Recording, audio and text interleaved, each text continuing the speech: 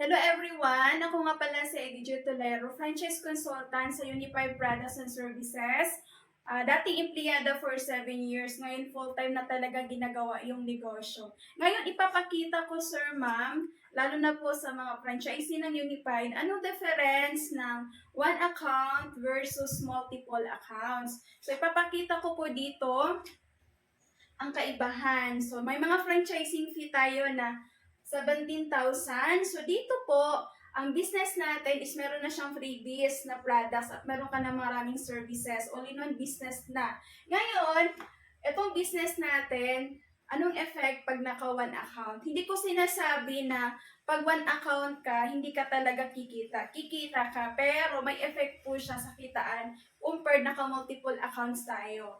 So, ang residual income natin, papakita ko dito kasi dito po tayo malalaman natin kung gaano kaganda pag once naka-multiple accounts sa residual income. So, sa domestic, sa ticketing, mayroon ka po dyan 10 pesos. Sa international, 25 pesos. Sa bills payment, 0.50 cents. Selected billers. Sa remittance, maximum piso. Sa insurance, piso. So, example, magbibuild tayo ng network. Ma'am and sir. Okay? Ito siya, pagtutulungan natin. Okay, 3 to 5 years from now, na hindi lang po ikaw yung gagawa nito. Klaro po. So ngayon, example, nag-book yung mga branches natin. Example ha, mayroon ka ng branches, 1,000 sa left, 1,000 sa right. 3 to 5 years from now, nag-book po ang mga business partner natin. So, dyan is meron ka dyan 10 pesos sa bawat transaction sa domestic. What if nag-transact itong 2,000 branches? So, magkano kikitain natin? So, kumita ka ng 20,000, wala kang ginawa. Di ba malaking kitaan? Ngayon, ano naman ang kaibahan dito sa multiple accounts? 170,000, pero sir, ma'am, wag po nating tingnan ang ipapalabas natin dito. Tingnan po natin ano yung pwedeng ibalik. Kasi kung 170,000, pagpalagay na lang natin, ano pwedeng inegosyo ng 170,000 sa panahon ngayon? Pwede ang hardware, pero ang dami pa nating expenses na kailangan dyan. Tao, permit, tama?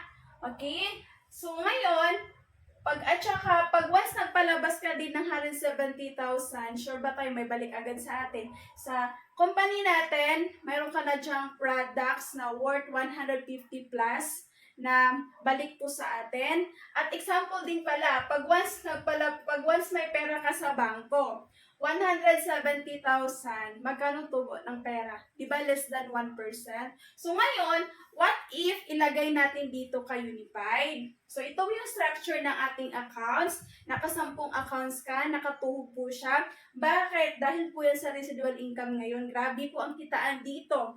So example, wala ka pang tao dito. Ikaw pa lang. Kung magbubook tayo ng ticket, dito tayo magta-transact sa number 10 account. So example, nakapag-book tayo or ikaw nakapag-book ka ng 100 ticket, sinagad natin ang 500 na markup.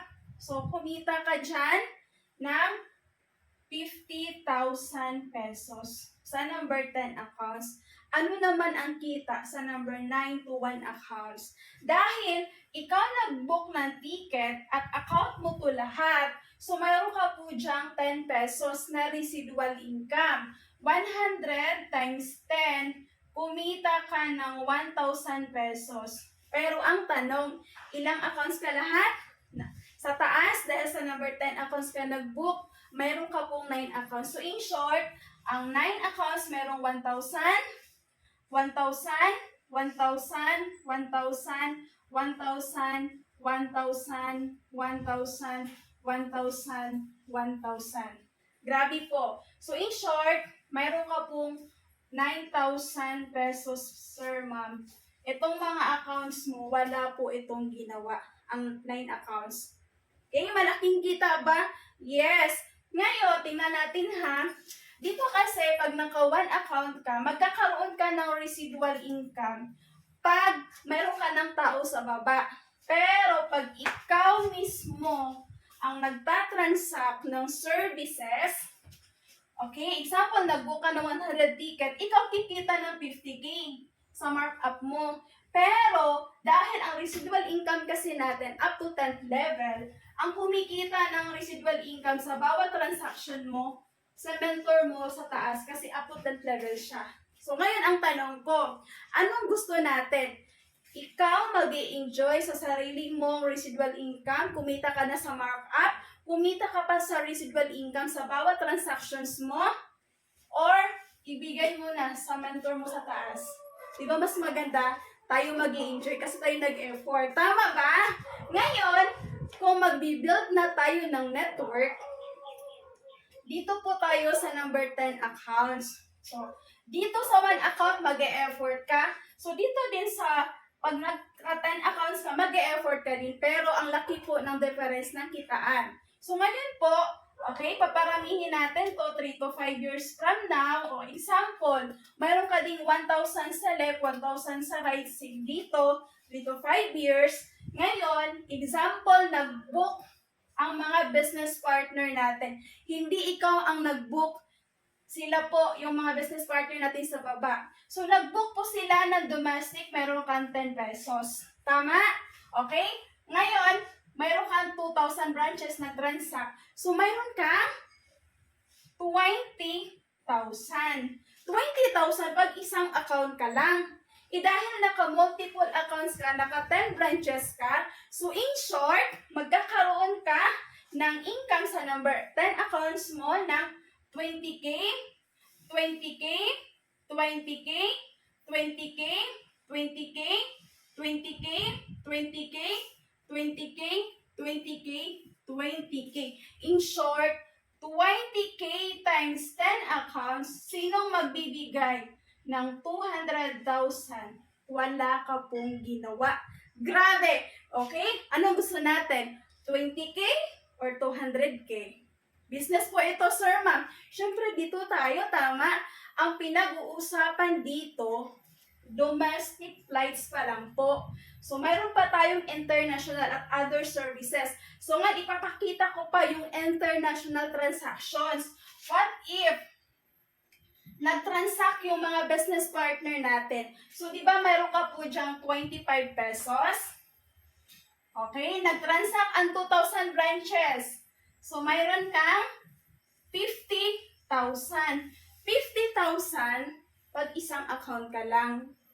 Ang tanong, ilang accounts ka dito sa taas? So, mayroon kang 10.